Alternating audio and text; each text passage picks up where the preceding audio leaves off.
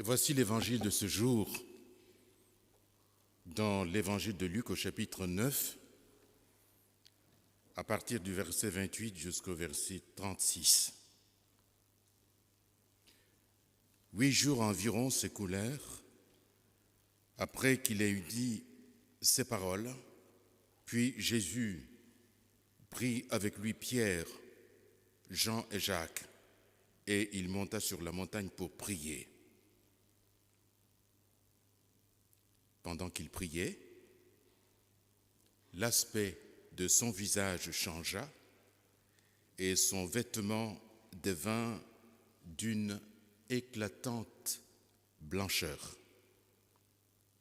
Et voici que 2 hommes s'entretenaient avec lui.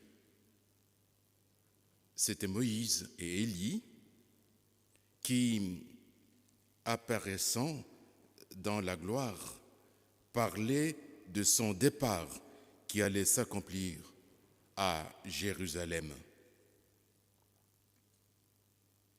Pierre et ses compagnons étaient accablés de sommeil, mais ils s'étinrent éveillés et virent la gloire de Jésus et les 2 hommes qui étaient avec lui.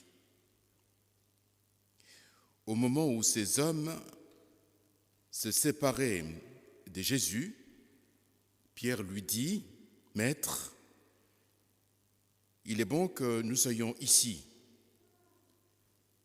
Dressons 3 tentes, une pour toi, une pour Moïse et une autre pour Élie. »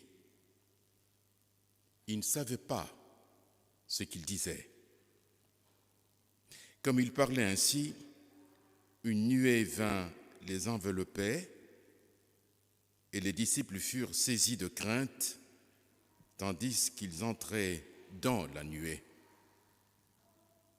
Et de la nuée sortit une voix qui disait « Celui-ci est mon fils élu. Écoutez-le. » Quand la voix se fit entendre, Jésus se trouvait seul.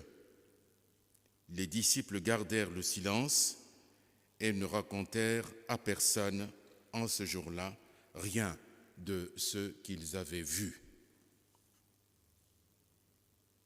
Seigneur, ta parole est la vérité. Conduis-nous dans ta vérité. Amen.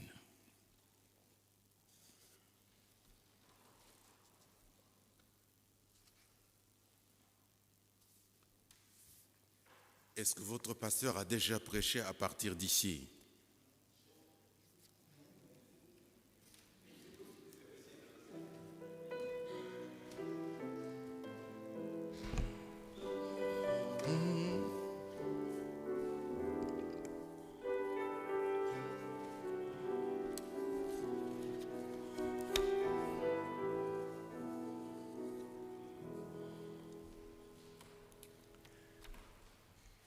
J'ai commencé par vous dire... Ah, on chante.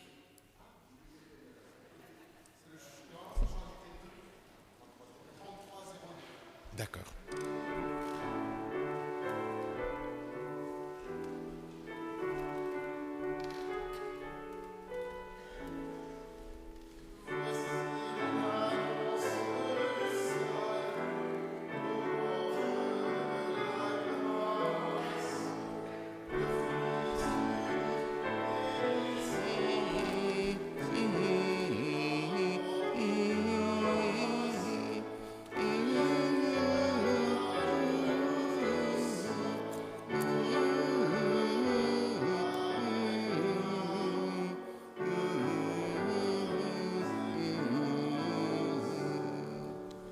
En vain l'on cherche vérité, la grâce qui pardonne.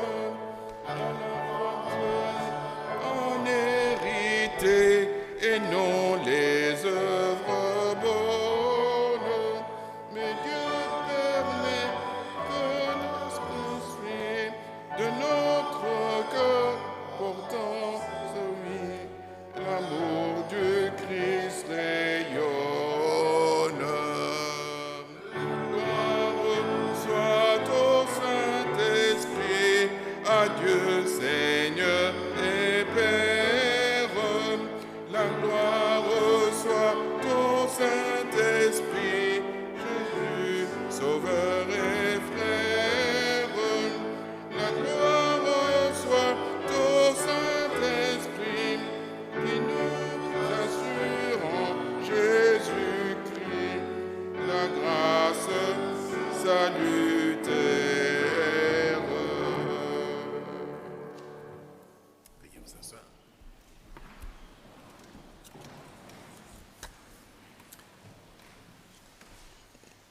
Frères et sœurs, chers amis,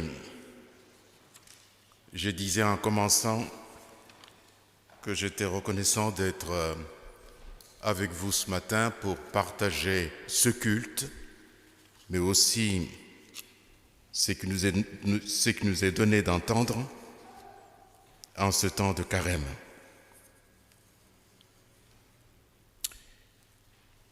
Je suis d'autant plus reconnaissant que, ayant travaillé presque 45 ans dans cette église, car je suis pasteur retraité, et une vingtaine d'années en région parisienne, je n'avais jamais été dans ce lieu pour apporter la prédication, mais je suis venu quand même 2 ou 3 fois avec mon épouse pour le culte.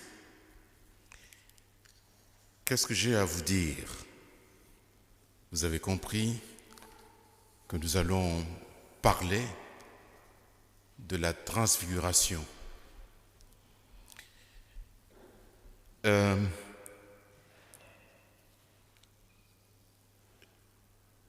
Les amis catholiques romains donnent souvent à leur paroisse, institution, œuvre ou mouvement des dénominations quelquefois surprenantes. Église de béatitude, les sœurs de l'enfant Jésus et même les frères de la transfiguration. Transfiguration. Le merveilleux et l'émerveillement. Tout cela suscite en nous un sentiment d'immense stupeur, comme ces 3 disciples qui accompagnaient Jésus ce jour-là sur la montagne. Dans le texte que je vous ai lu, pourtant, ce mot est absent. Transfiguration n'est pas dans le texte de Luc. Bien qu'il cherche à l'exprimer de la même manière que Marc et Matthieu, Luc le dit autrement. De quelle transfiguration est-il question ici? Laquelle des transfigurations nous concerne pour notre cheminement de carême? Il est dit dans le texte de Luc, son visage devient autre. À la place du terme « son visage se transfigura », il est dit simplement « son visage devint autre ». Son visage ne devient autre que lorsque et parce que notre propre regard sur lui devient autre, lui aussi, notre propre regard qui change, qui se transfigure. Tout événement est surgissement de l'imprévisible. Il ne laisse jamais indemne. Jamais. Cela d'autant que, plongé dans la prière, c'est Jésus lui-même qui est impacté par cette sublime présence au Père. Toute relation au Dieu vivant est potentiellement occasion de théophanie. Le moment où Dieu se montre, le moment où son visage renomme le nôtre, son visage à lui qui redit ce que nous sommes nous-mêmes. Non pas pour un éblouissement qui neutralise ou assomme, mais comme l'émerveillement proche de celui d'Agar, quand elle dit au chapitre 16 de la Genèse, « Ai-je vu ici celui qui me voit, Agar? Ai-je vu ici celui qui me voit, moi ?» La description que Luc nous présente de cette transfiguration comprend des épisodes qui suscitent notre curiosité. J'en releverai simplement quelques-unes. D'abord, les vêtements de Jésus sont transformés.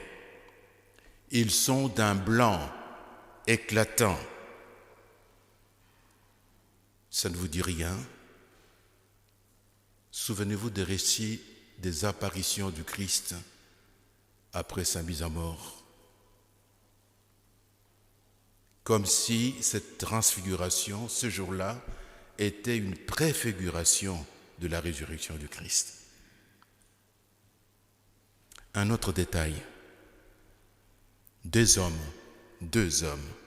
Moïse et Élie, s'entretiennent avec Jésus. Luc révèle le sujet de leur conversation, le départ, dit-il, de Jésus à Jérusalem. Peut-être que tout le monde ici ne lit pas le grec, mais le mot qui est utilisé ici pour dire le départ de Jésus à Jérusalem dit simplement exode de Jésus à Jérusalem. Jésus fait son exode à Jérusalem. Cela aussi peut vous dire quelque chose. C'est comme si Jésus répétait l'histoire de ses ancêtres, la sortie d'Égypte.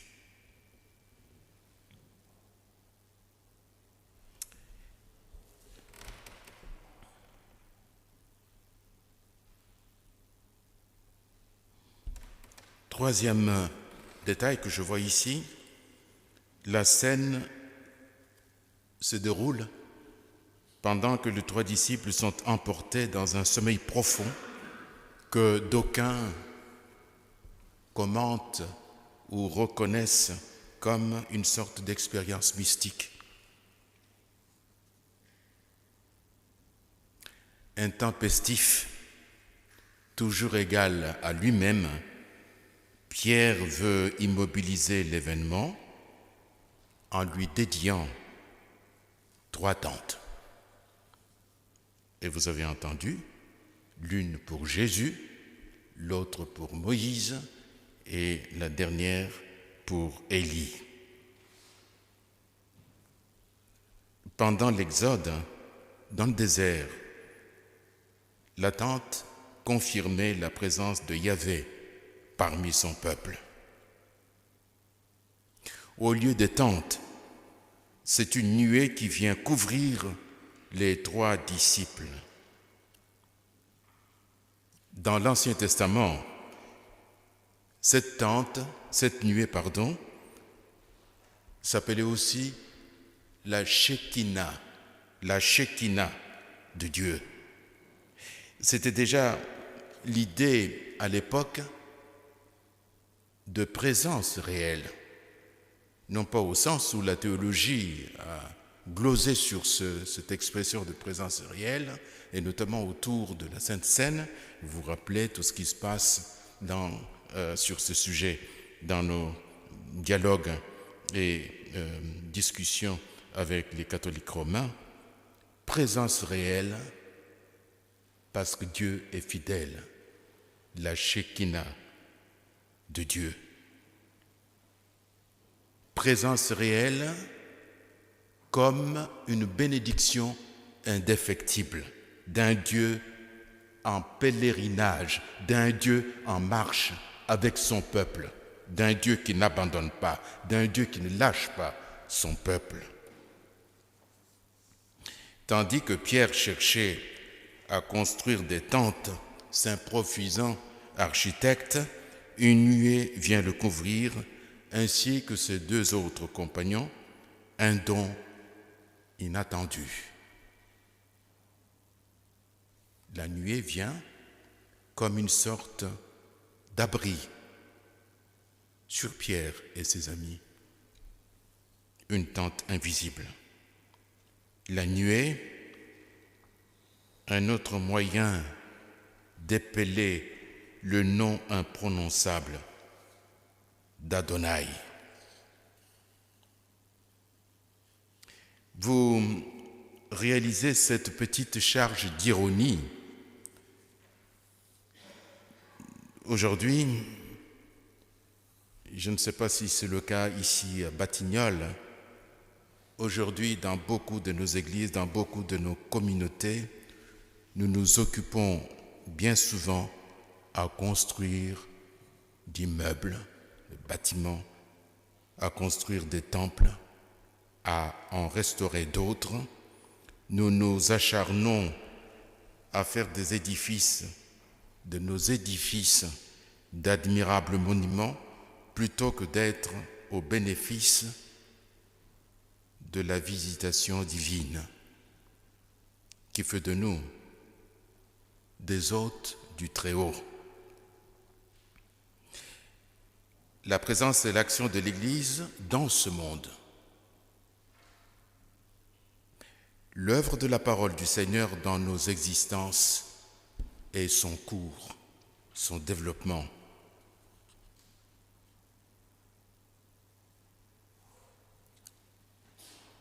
C'est cela qui imprime le véritable mouvement d'une transfiguration.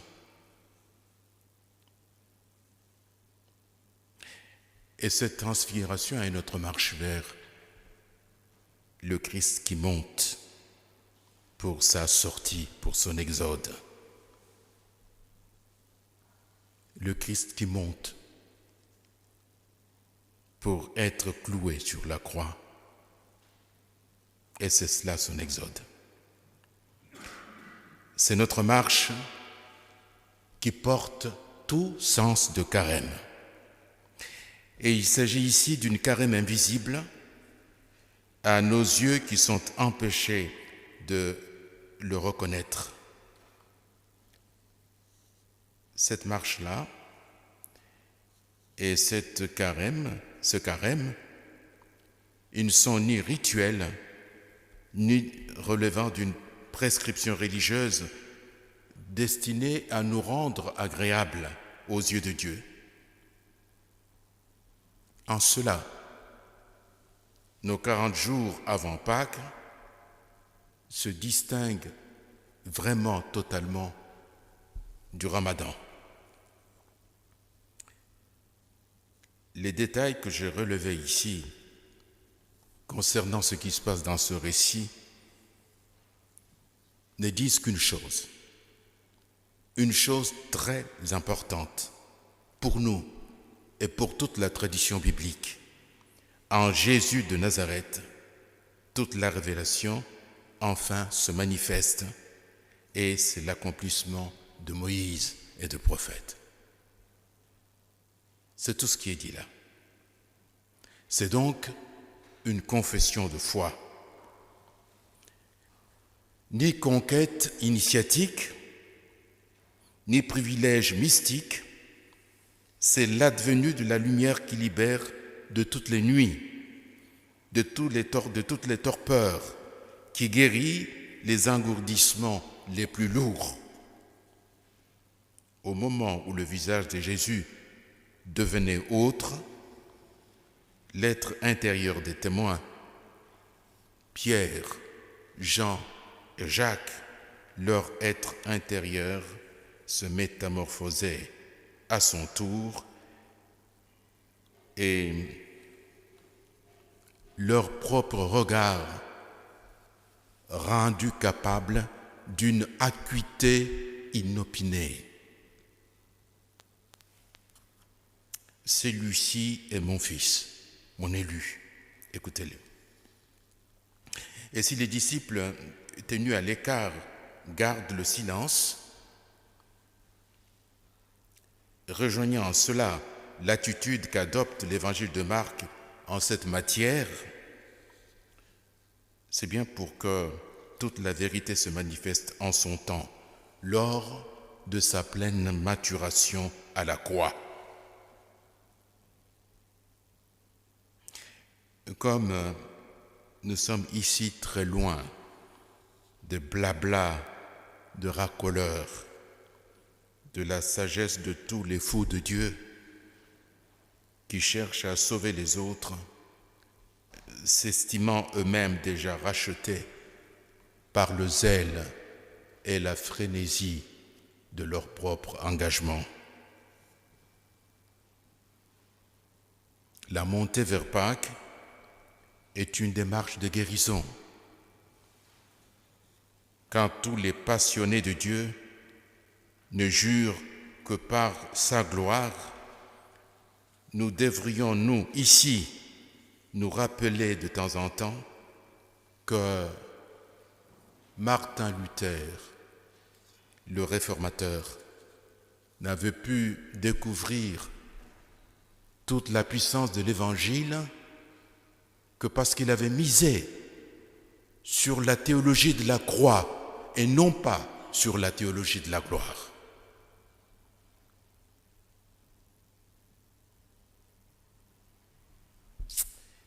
C'est pour cela que quand on est tenté d'entrer dans toutes ces actions de l'affirmation de force, le brutalisme politique, tout ce que vous avez vu en spectacle aux USA, mais nous n'en sommes pas ici complètement épargnés.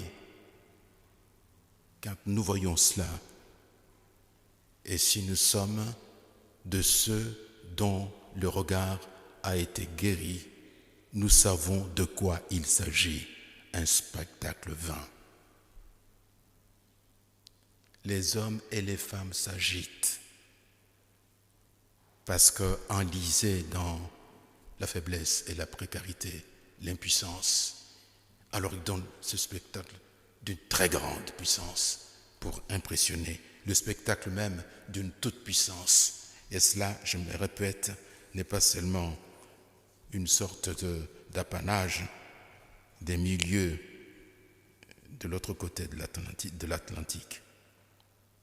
Dans ce monde particulièrement troublé, où tout semble aller à volo, les 40 jours avant Pâques préfigurent véritablement la traversée du désert. La longue marche ne semble pas avoir cependant un horizon. Jamais, jamais par le passé, ce à quoi nous assistons aujourd'hui n'avait si bien mérité son nom d'austérité, un nom qui rime si bien avec hostilité. Partout, j'insiste, la brutalité est à l'œuvre, lourde de ses lâchetés, écrasement de plus faibles, des chantiers de haine et d'inégalité socialement profitables. Mais croyez-vous peut-être qu'en Église, nous en sommes protégés? Frères et sœurs, je voudrais plutôt souligner, avant de terminer, un autre aspect de ce que nous avons lu. La typologie de l'événement que nous méditons attire en effet notre attention. Cela, dit le texte, est intervenu sur une montagne où Jésus était pour la prière. Quel est donc ce haut lieu dont la mention ne semble pas être anecdotique? Nous avons vu que le Maître monte à Jérusalem. Luc dit même, littéralement, vous vous souvenez, je viens de le dire, n'est-ce pas, qu'il s'agit de son exode, de l'exode du Christ. Jérusalem a également un autre nom dans la Bible. La ville sainte s'appelle en effet Sion, le nom de la hauteur sur laquelle la capitale de Juda était située, l'endroit où Jésus s'isole pour prier avec Pierre et les fils de Zébédée n'a pas un autre nom que celui-là. C'est juste une montagne où son visage deviendra autre au contact avec la présence de son Père. La tentation est forte de considérer cette montagne, la montagne de la transfiguration, comme le challenger de Sion. Pourtant, sur cette montagne anonyme, la voix déclare « C'est mon fils bien-aimé, mon élu ».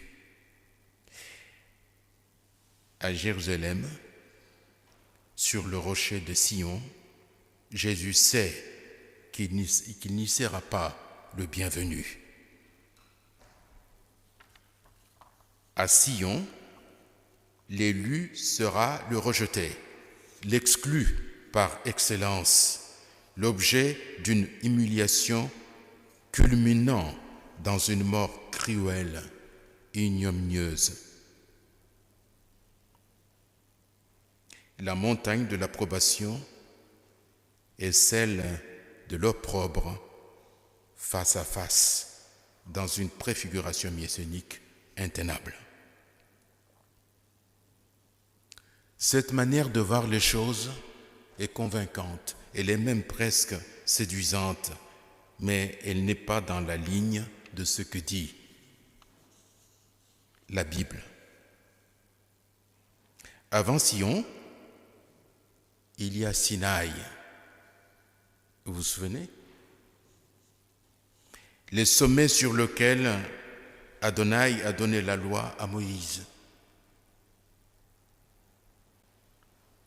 Sinaï est connu par une autre appellation, c'est Horeb, la montagne à laquelle le nom d'Élie est souvent associé.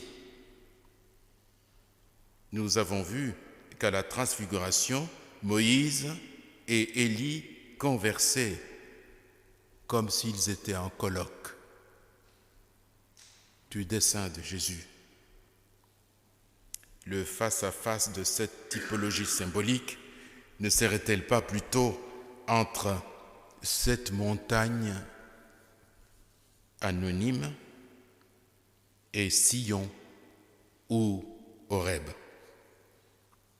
De la même manière que dans leur moment critique, Moïse et Élie sont montés à l'Horeb, de la même façon, le Christ gravit un sommet inconnu sur son chemin vers Jérusalem. L'Antiquité chrétienne a baptisé le lieu de la transfiguration du nom de Tabor. Peut-être certains et certaines parmi vous sont déjà allés en Palestine et voient très bien où se trouve cette montagne en Galilée, Tabor. Derrière ces considérations, nos propres sommets, nos propres montagnes et nos propres abîmes sont concernés.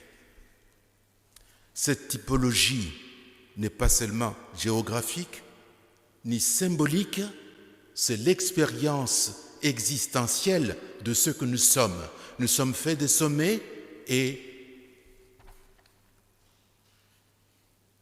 des vallées, voire des abîmes. Nos propres typologies sont métaphoriquement concernées. Et donc,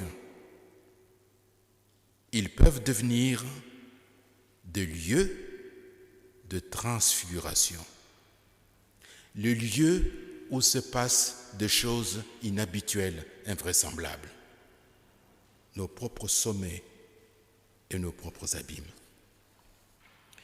Lorsque l'irruption de l'improbable est là, c'est tout notre être, toute notre intelligence intérieure qui sont concernés. Carême, ce temps, quelle occasion précieuse de thérapie de regard.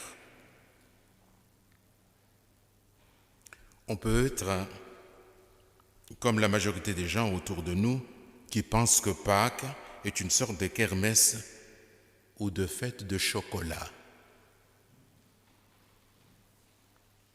On peut croire, comme tous les bons croyants, que c'est une occasion de préparation, une sorte de purification intérieure pour se conformer, je le disais, aux prescriptions religieuses.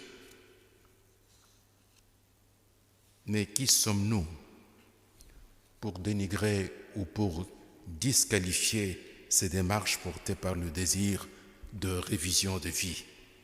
Tout de même, ne s'agit-il pas d'abord de reconnaître ce que Dieu nous donne?